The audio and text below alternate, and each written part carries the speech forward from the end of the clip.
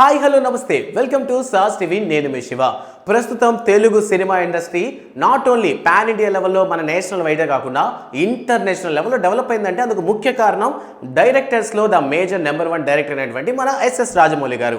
So ఈయన తీసినటువంటి Baahubali cinema అయితే వరల్డ్ వైడ్గా చాలా ఫేమస్ అయింది. తెలుగు సినిమా ఇండస్ట్రీలో విజువల్ ఎఫెక్ట్స్ పరంగా తీసుకున్నా లేదా మ్యూజిక్ పరంగా తీసుకున్నా అసలు డైరెక్షన్ పరంగా తీసుకున్నా సినిమా పరంగా తీసుకున్నా కూడా ఒక సినిమాని ఇంత బాగా తీయొచ్చా, ఒక సినిమాని ఇంత అద్భుతంగా తీర్చిదిద్దొచ్చా అనేటటువంటి పేరుని తీసుకొచ్చిందనమాట.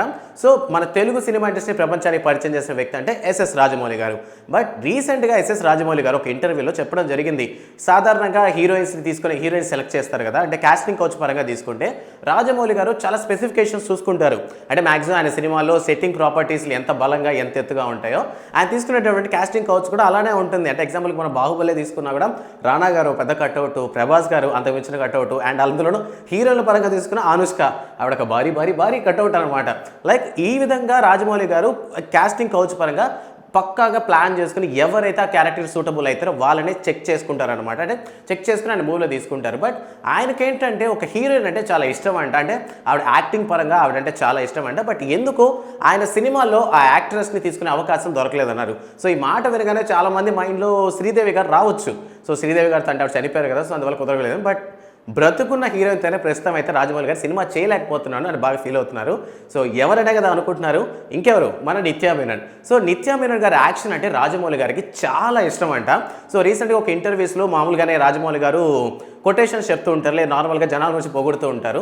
లైక్ ఈసారి కూడా ఏంటంటే ఆయన నచ్చినటువంటి నిత్యా మేనన్తో ఒక సినిమా కూడా చేయలేకపోయాను, బట్ ఫ్యూచర్లో చేసే ఛాన్సెస్ ఉన్నాయేమో నాకు కూడా కరెక్ట్గా తెలియదని చెప్పడం జరిగింది. బికాస్ ఆఫ్ ఎందుకంటే చెప్పినట్టు కాస్టింగ్ కౌచ్ పరంగా రాజమౌళి గారి సినిమాస్లో కొంచెం హైట్ ఎక్కువగా ఉండే వాళ్ళు లేదా కట్అవుట్గా ఉండేటటువంటి వాళ్ళని సెలెక్ట్ చేసుకుంటారు.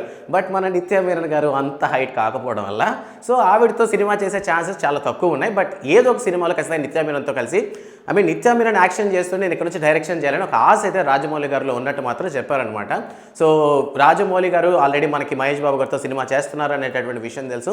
ఆల్మోస్ట్ కూడా స్క్రిప్ట్ అంతా రెడీ అయిపోయిందంట. ఆల్రెడీ విజేంద్ర ప్రసాద్ గారు, అదే రాజమౌళి గారి ఫాదర్ అయితే ఆల్రెడీ స్క్రిప్ట్ మొత్తం రెడీ చేశారంట.